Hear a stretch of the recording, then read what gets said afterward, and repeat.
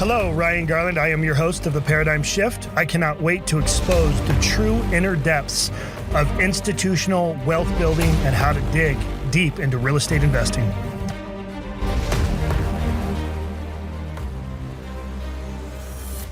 What's up, everybody? Welcome to Paradyme Shift. I'm beyond excited today because this is a guest that we've had on once before. We had the most traction period into story with this guy, and he is the sponsor of the Paradyme Shift.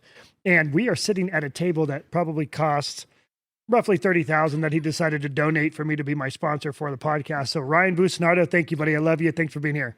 Thanks for having me, Ryan. Appreciate it, man. So he owns 10-Day Doors here in town. He also owns PMG Manufacturing. I'm going to let him share his story and his background, but it's very unique, and I'm going to pull some stuff out of him that he's not ready for.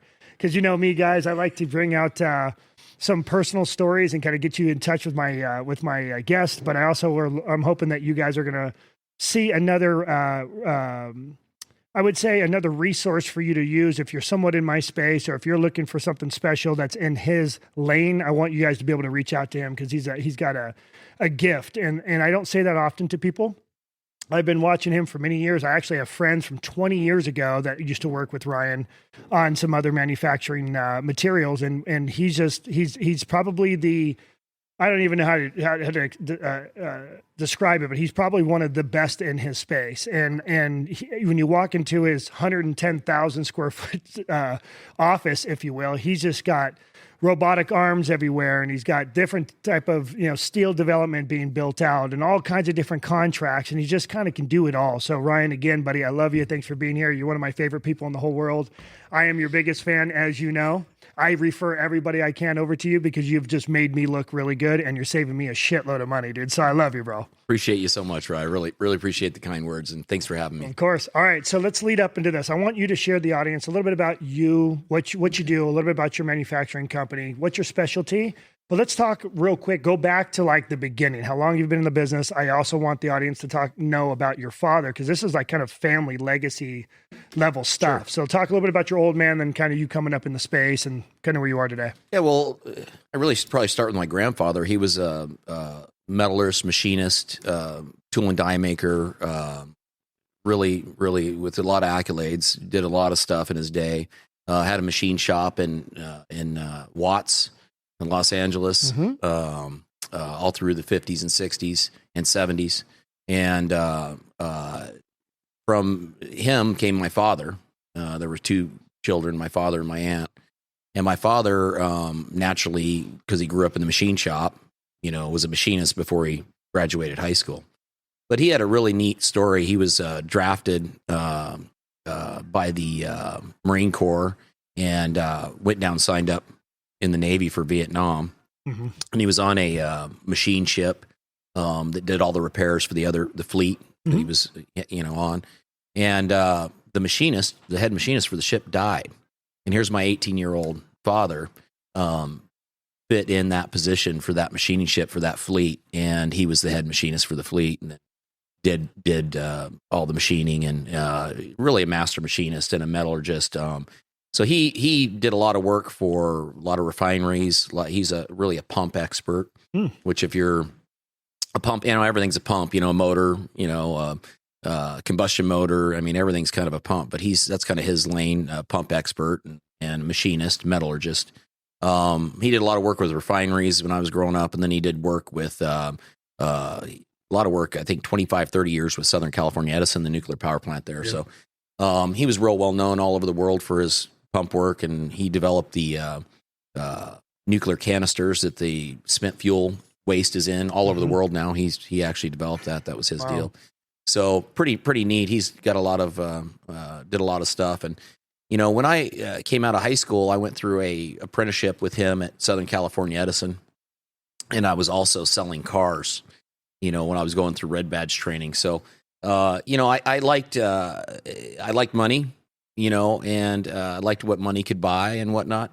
And I didn't see myself. Don't we all? Yeah, I didn't see myself going through being a machinist, which I'm not. But went through that apprenticeship and worked for 16 months out at Edison, and then went back to selling cars, and then became a car dealer. And when I bought my first Honda dealer, my son was about 6 years old, and we went into racing, off-road racing. So we developed the largest off-road racing team, and short course at the time, and then desert and a lot of other stuff. So we developed a race shop, if you will, which had a lot of fabrication tools in it, hand fabrication tools. And then over the years, we got out of racing in the mid to late 2000s, and we had this big shop that developed into now robotics and fiber laser stuff. Yeah, it just morphed because, our customers through all the racing sponsorships and, whether it be OEMs, Ford, or, we started developing, getting requests for tolerance and parts that we couldn't build with fabrication machinery. So we got into manufacturing, and it's kind of unique because the time frame, if you think about it, this advanced manufacturing machinery just started to come out. Yeah. Really the developments in the technology was really behind for a long time. It really was. Yeah.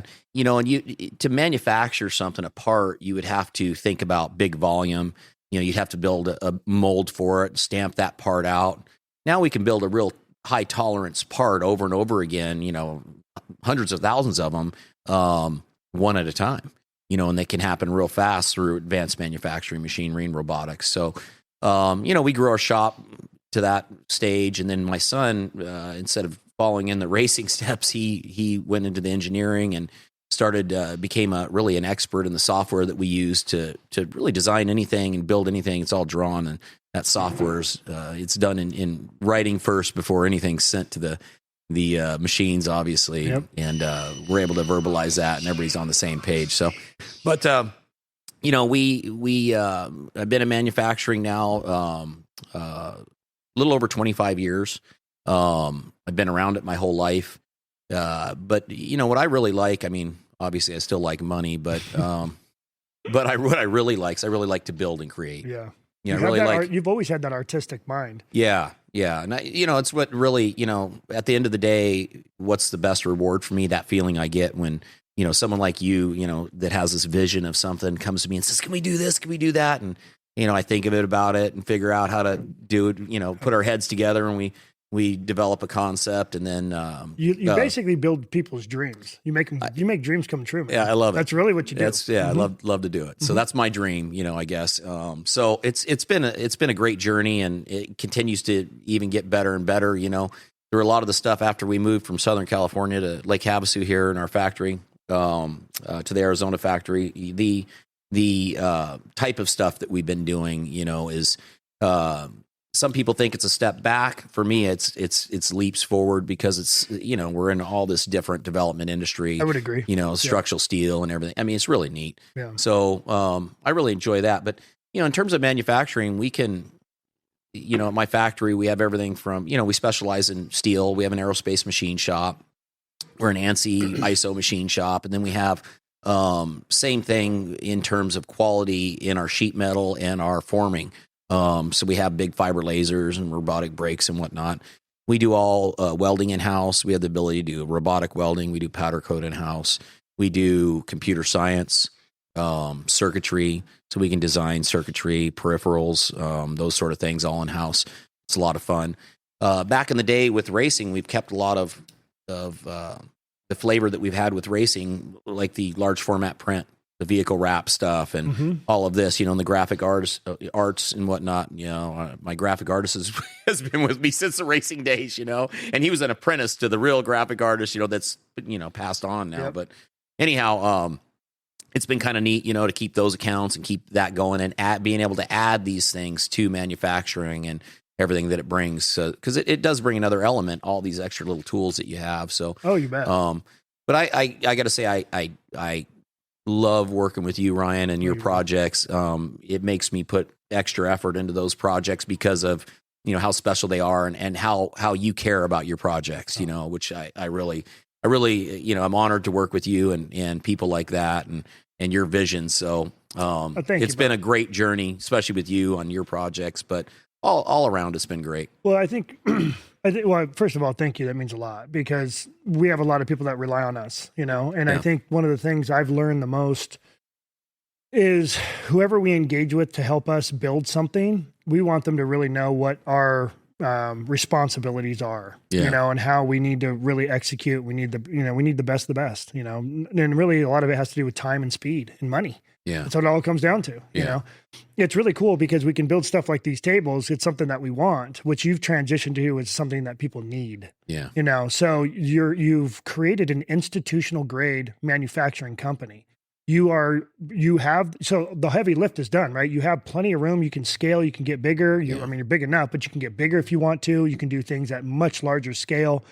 I mean, obviously you and I have been engaging. For my audience that doesn't know this, I have a barn caves project that's here in Lake Havasu. And we're talking about 500,000 square feet, 93 units of single family, 3-story standalone single family detached homes.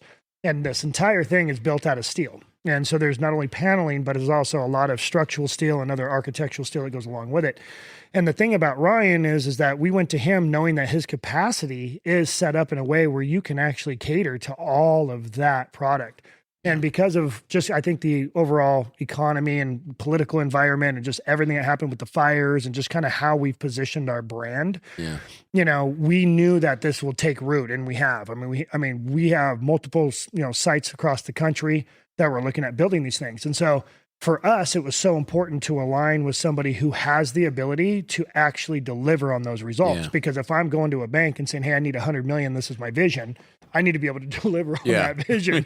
So I better go find the groups that are doing it. And so I like to pride ourselves that we like to bring on the best of the best. And so it's so crazy that you were right here in Lake Havasu. I had no clue. Bizarre. No, when I remember Eric calling me going, hey, I got to introduce you to my boy Ryan. And he's like, I'm selling this house, whatever.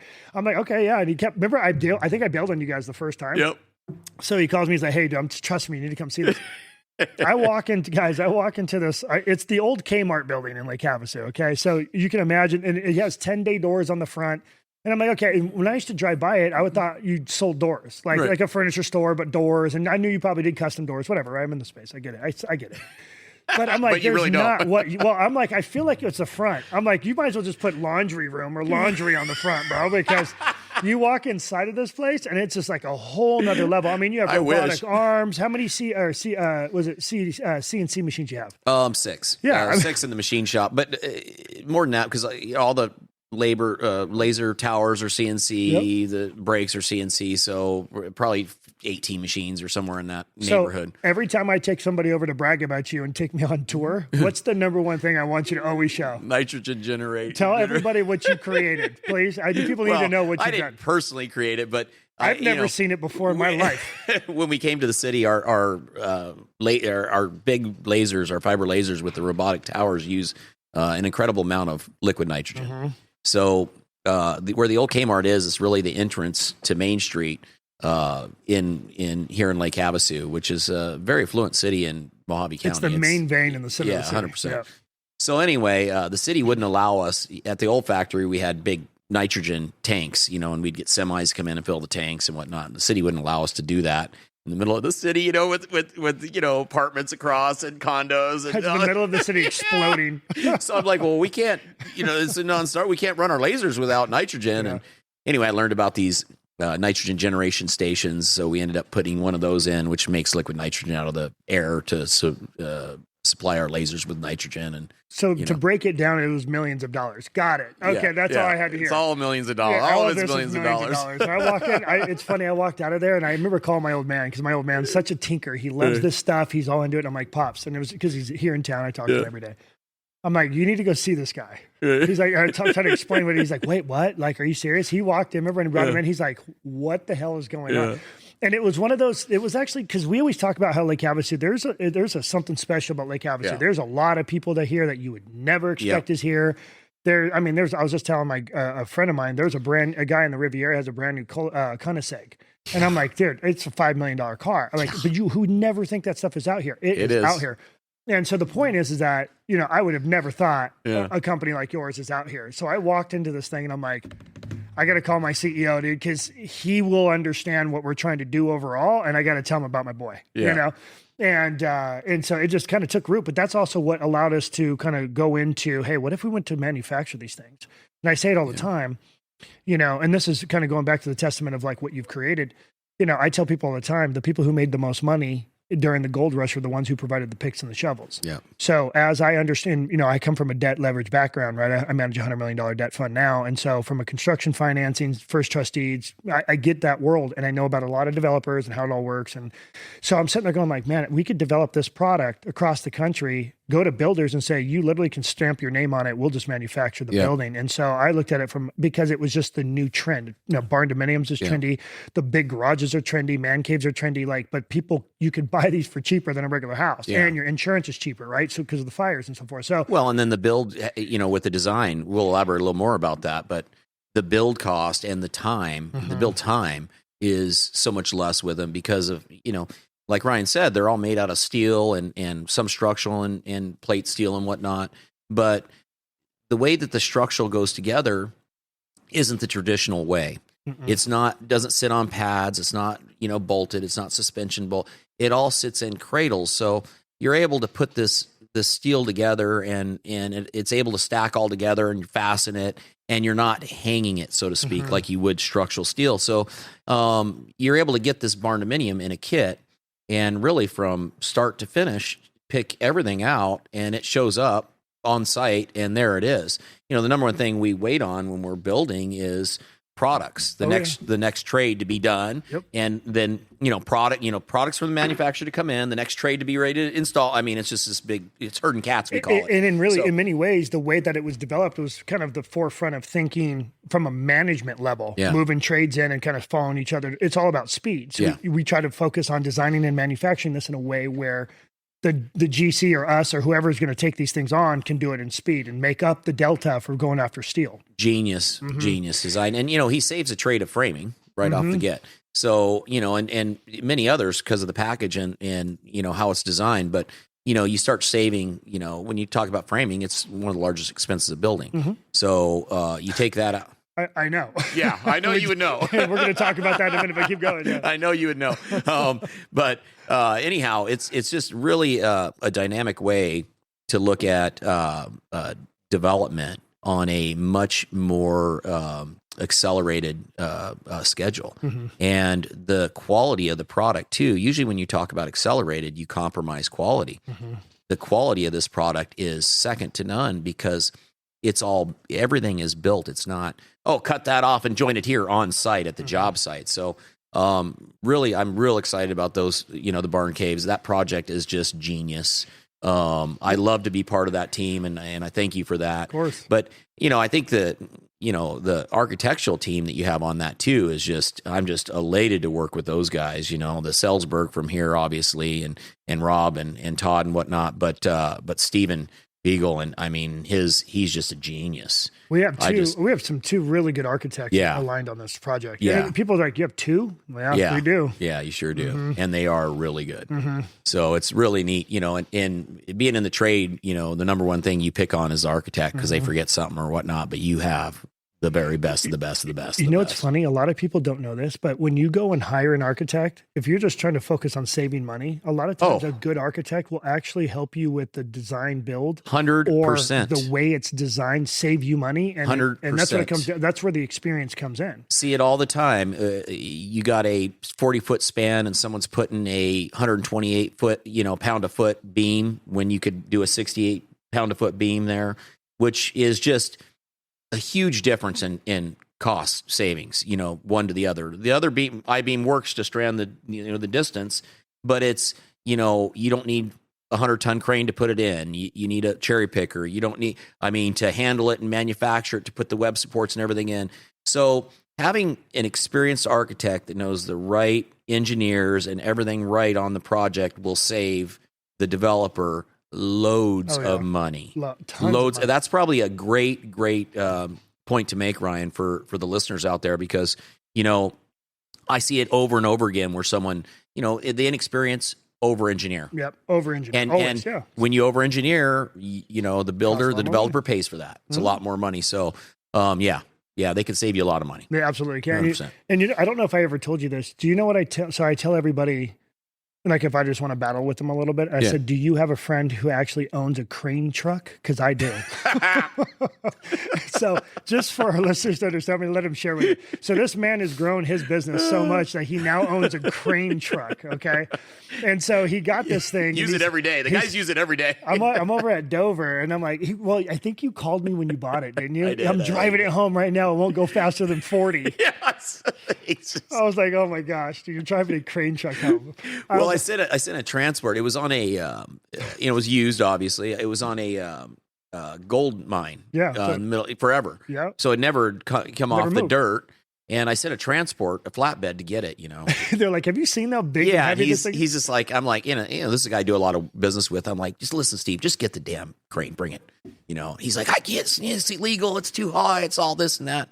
I'm like, I don't give a shit. Just bring the thing, So anyway, he gets outside of Kingman and he calls me up. He says, I'm done.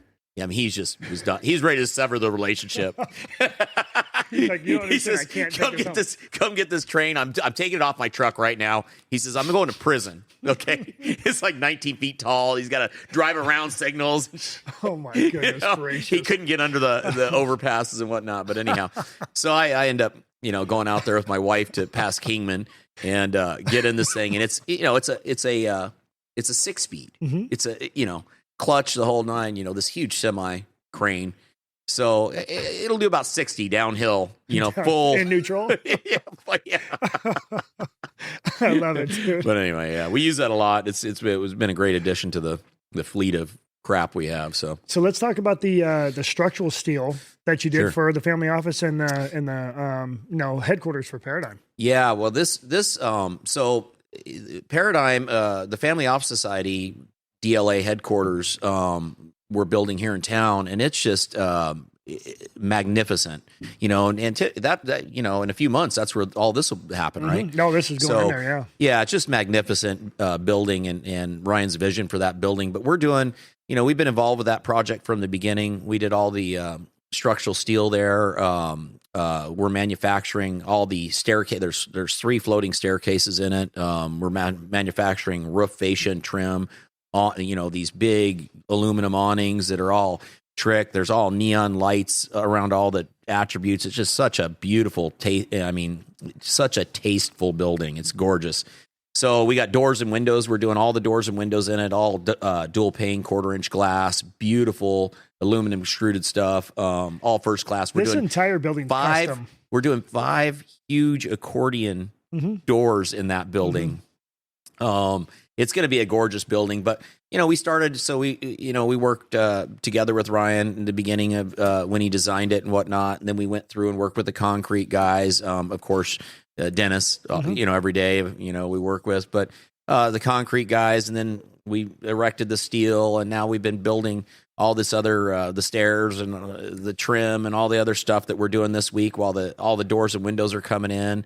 So it's a neat project. I'm excited to get it done, and it's coming together real quick. In the next month. I mean, it's been huge progress in the last 2 months. Oh yeah. It's been like, whoa, every time you go there. Okay. Yeah. So I think we planned it well. We planned it out very well. We managed it real well. We got on the whole, that thing it's just being managed every day really well. Oh, yeah. Well, I'm there every day. Dennis is there 5 times a day. Takai's there. You're there. Everyone's there. Yeah. I think everybody involved with it. It's what I really like about working on your projects is everybody involved with it has ownership in it, and they really want it done right. They want to do the right thing, want to go the extra mile. And that's really the overall feeling when you're working with all the subs. Obviously, Dennis, you and Dennis put that feeling out there, but it's really neat to do that and do, work on something first class and really work on something to make it great. Oh man. But this is going to be without a doubt, if not the nicest building around here.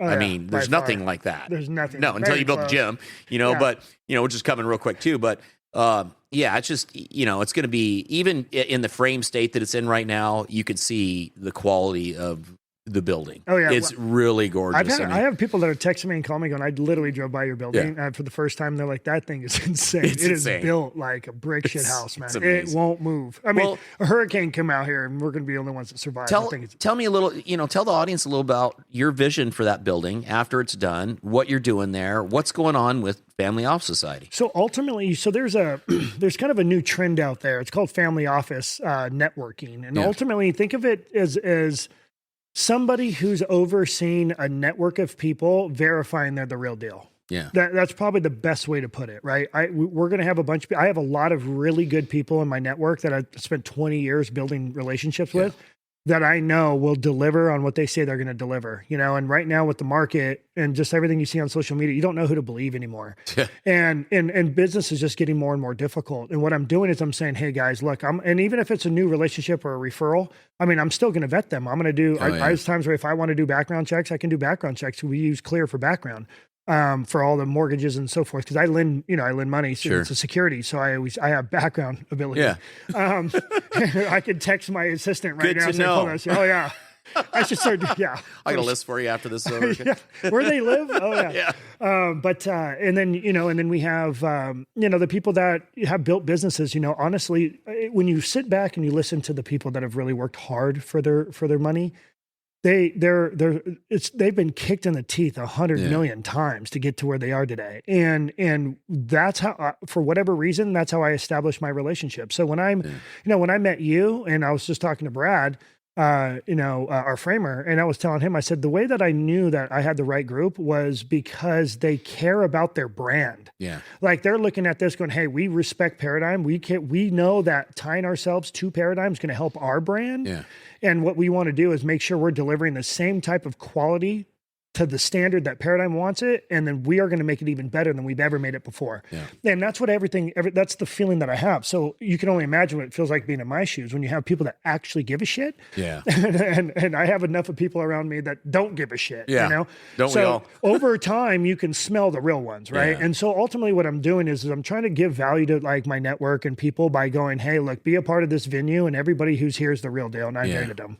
Yeah, now you can grow your business with people. I'll put them all in the same room of people who actually really know what the hell they're doing in their trade, whether you're an attorney or, you're a CPA or you do tax strategy or whatever, wealth management, whatever they do, they're going to be the best at, and then you also kind of have those other people who are like, I don't need to do anything. I'm retired and have a lot of money. Right.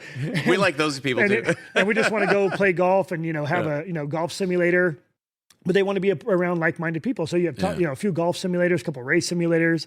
It's really set up where you have a venue of like really cool cars, whether it's luxury or old cars, supercars, trucks, all kinds of stuff that'll be in this big space. And it's kind of like a talking piece. It's like a nice watch that you and I are both wearing the same freaking watch right now, by the way. And so I don't know if you caught that. Yeah, I just Yours did. is nicer than mine, but it's the same brand. This is older. Okay, fair enough. It's the same brand. Yeah. But same watch, same exact watch. Yeah. That's funny. But, and then, we're going to have, people can have brick and mortar if they want to have a little office in there. We'll have people that can use like the podcast studio because we are so heavy in marketing. We want to give our tools to people that want to grow their business.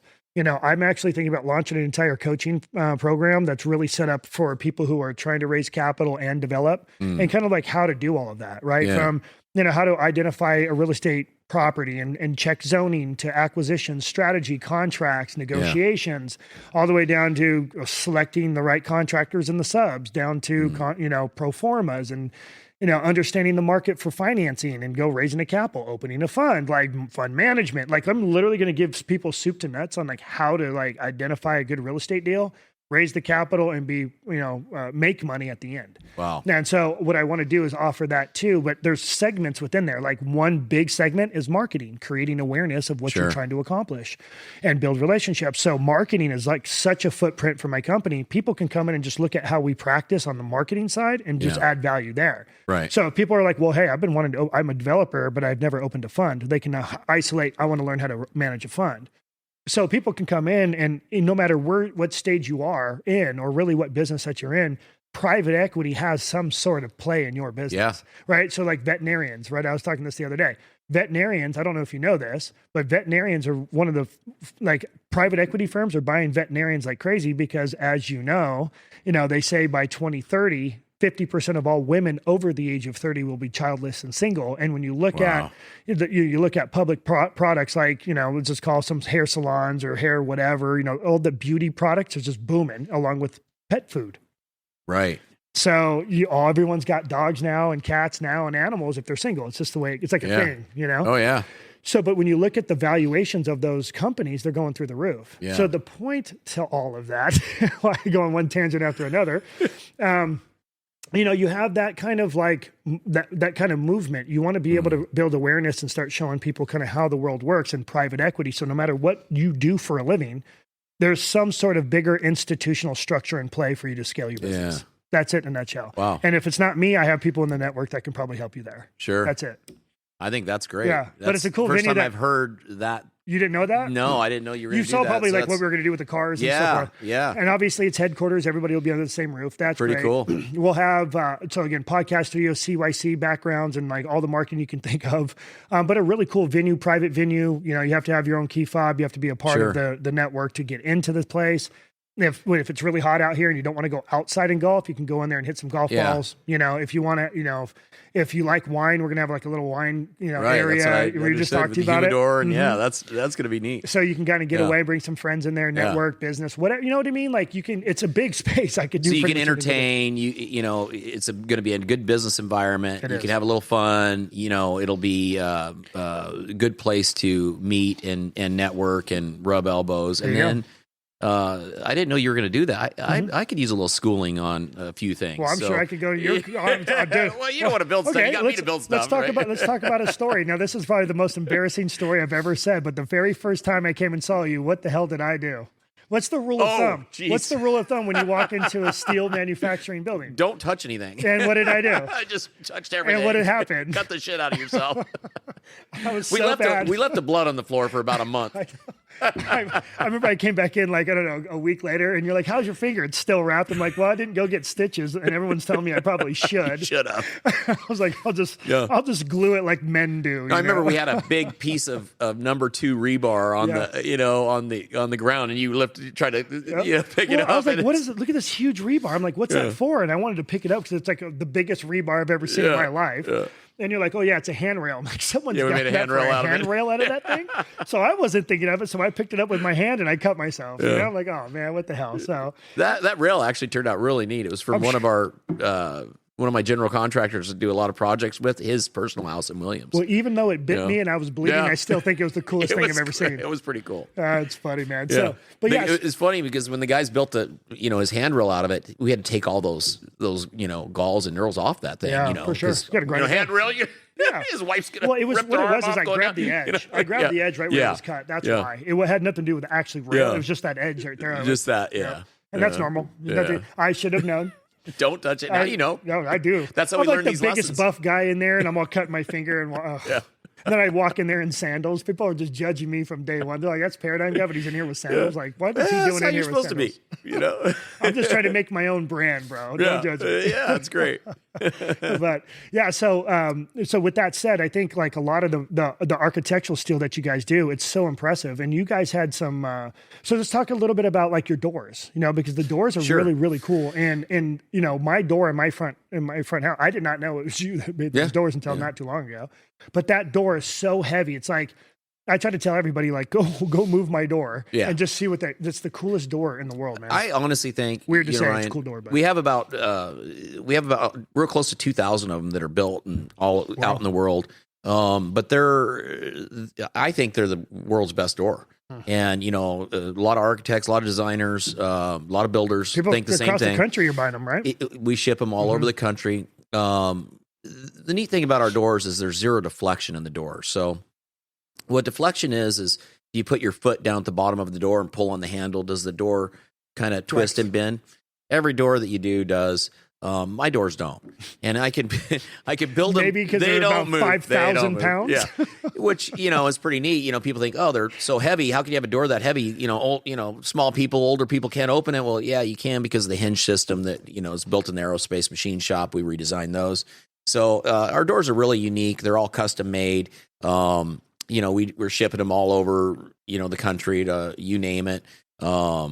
all over the world, really. What was that? There was a couple big doors that you just finished. Oh boy. How tall, big, heavy? I can do, so on our pivot doors, I can do 18 foot by 18 foot double door set. So 9-foot doors. Than my garage doors. Dude. Oh yeah. It's bigger than my RV garage doors. Well, look have you been out to Iron Wolf? I did enclose the, I enclosed the whole pool. I knew that. Yeah, I knew that. Just, those are. Wasn't one of those doors. No, it's my pivot doors, my big doors. Yeah, I know. Yeah, and they're, those openings are 24 feet. So you have 12 foot wide by 14 foot doors. They're pretty big. And those doors are probably 2,500 pounds each door or more. Really? Yeah. Each just the glass in those doors were like 900 pounds.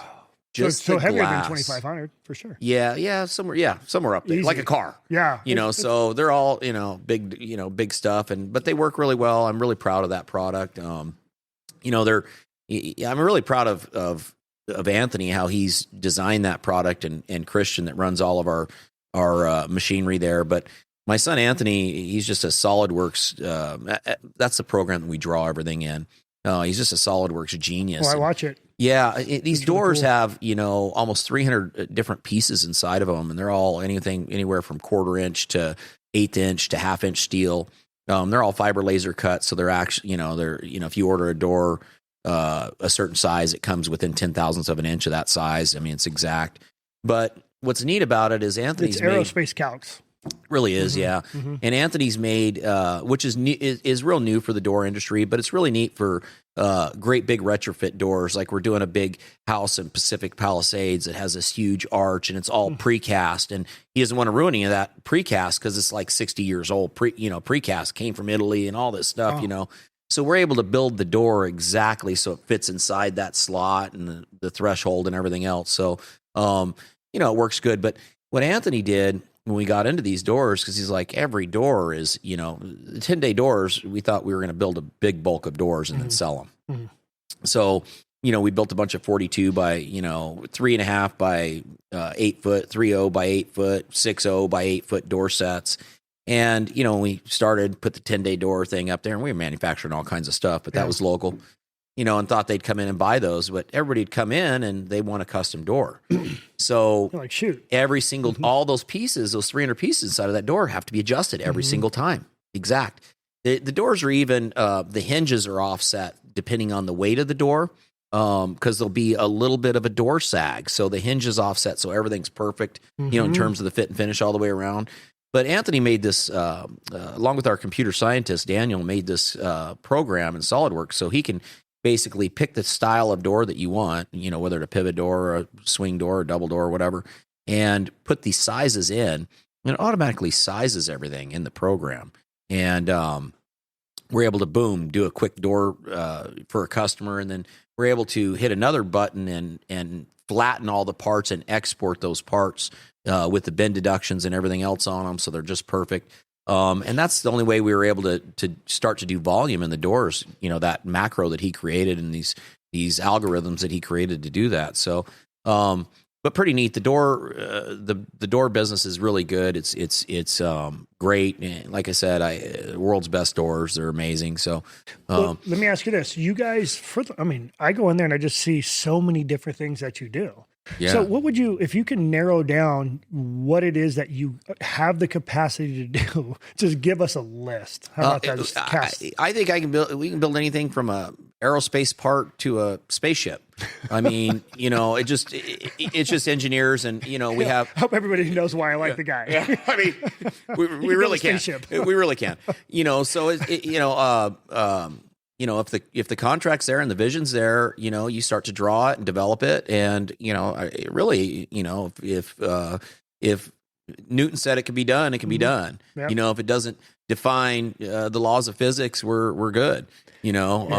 So I think we can really build anything that a customer has the resources or wants. Yep. We don't just build it. We draw it and engineer it, design it first, and everybody's on the same page, and you get exactly what's drawn. That's kind of how we build stuff, just like this podcast table. But anyhow, I love it. All right, so we're going to get into two deeper questions, sure, because I want everybody to know that for you to be able to get to where you are today, you've had to take some shots. Oh boy, right? I'm going to ask two big questions. One of them, and take a second. What do you think one of the hardest things in life you've had to ever go through? And I'm sure there's like 4 or 5 ones that you decide to blank out. But oh yeah, just throw one at the. It could be. I know there's enough. The hardest things in life I've had to go through is probably being a father. For sure, it's been the most rewarding thing, the best thing in my life. But it's also given me, the most challenges. It's been very challenging. And it's something that you always question yourself. Were you good enough? Could you done something more? I mean, because you have these wonderful little lives and souls that are, adults now that are, forging their way through life. They're thinking about having a family themselves. And so it's been definitely being a father has been the hardest thing. Yeah. And so I'm on my second litter, right? Yeah. So I'm on my second litter. How many litters? You're on your third. It's so common. It's funny because Steven or, everyone's on their third litter. Well, I'm about 10 years older than you, right? Yeah, and everyone who's 10 years older than me is on their third litter. And I'm sitting there going like, I don't know. It's funny. I'm justifying it with going, guys in my field are so used to having 3 litters. Right. My old mentor has 3 litters. Everyone's got 3 litters. I'm like, I might as well just jump on this bandwagon because it's like, at least I know which way my life's going to go. Yeah.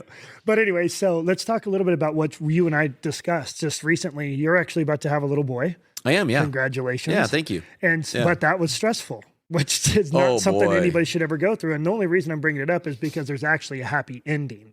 Oh yeah. So let's talk about kind of what the hell happened, man, because that would when you told me this, I was so I felt your pain. Yeah. As a dad. And when you, like you said, and I was just worried about my wife. I mean, her pain, yeah. It was a terrible situation. And, and I'll share with the listeners here, my wife's 42 years old. She's never been pregnant before. We got married back in October and she got pregnant in December and we weren't planning it. She didn't even think she could get pregnant. Why would you plan that? Well, kids are wonderful, but yeah. No one's planning it. Yeah. But so she had a high risk pregnancy. So we got to week 21, 22, and we go down to Phoenix for medical care and whatnot. And we went to a specialist, to do a specialist ultrasound for that stage or whatnot. And we got some terrifying news that the baby wasn't normal and wasn't going to have a normal life and had a Dandy Walker syndrome. And the doctor told us that the baby, was going to go through surgeries the first few years of its life and probably not live past, 9 years old. And it was really traumatic, especially for my wife. And, since then, it was about 2.5 weeks we were hanging in that limbo and questioning whether or not to bring a child in the world. We both don't believe in abortion, but we also don't believe in bringing her into the world either, So anyhow, my wife was really, for the 2 weeks that this went on, and now she, right now she's 31 weeks. So for the few weeks it went on until we got an ultrasound and the genetic testing and everything else to find out that the baby is normal. Thank goodness. It was quite an experience. And then, you can't stop because you have all these commitments to everybody. You can't just say, oh, it's hard, so I'm quitting. I'm taking, you can't, you have to power through it, man. You got to power through it. So yeah, that was pretty traumatic lately in life, but throughout life, we go through those things, constantly.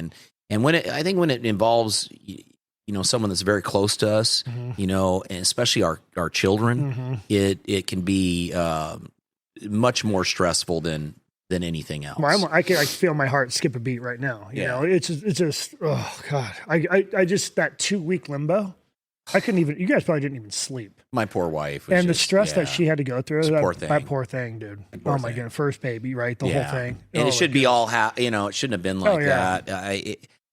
And we still can't explain how the doctor even came to that conclusion. So, But at least you went and got another specialist's opinion. Yeah. Well, we got a neurosurgeon, an MRI, and did all the went way So past more. us. Yeah. Well, that's nothing better than that, but man. Good Lord. So how far out is she now? So 5 weeks? she's 7 weeks away from having the baby. So first week, 10th to 12th of September, they're going to induce to have the Well, baby. my birthday's 9/11. I know, bro. So you said the 10th to the 12th. I'm right in the middle, man. you can name him Ryan, bro. I'll play good for me. That's great, dude. Well, man, thank you very much for coming, dude. Yeah, I really appreciate it. Is there anything else you want our audience to know about you? But I do also want you to give them how can people get a hold of you? Oh, sure. Yeah. People can get a hold of me directly at the factory, at our factory, anytime. It's Premier Manufacturing or PMG Manufacturing, 10-day doors in Lake Havasu here. I've had the same cell number for 33 years, so you can call me on my cell or anything else. Email me, text me. I'd love you to get a hold of me, and I'd love to help you fulfill your dreams in any way that I can. And I appreciate you having me on, Ryan, and genuinely appreciate working with you in all your projects, current and the future and past. So a lot of fun stuff. It's good stuff. And, I love to work with people that really throw their balls out there and make it happen. You're a guy that has any left. Yeah, you do. Oh boy. You're a guy that has big vision and makes everything come to fruition. So I respect that a lot about you, and your investors really should. Yeah. Thank you, man. You're a guy that really gives a shit and breaks his back to do what you say, and they're few and far between nowadays. Thank you. That means a lot, brother. I really do. Thank you very much. Yeah. And guys, as you know, on to the next. Really appreciate the following. Love you.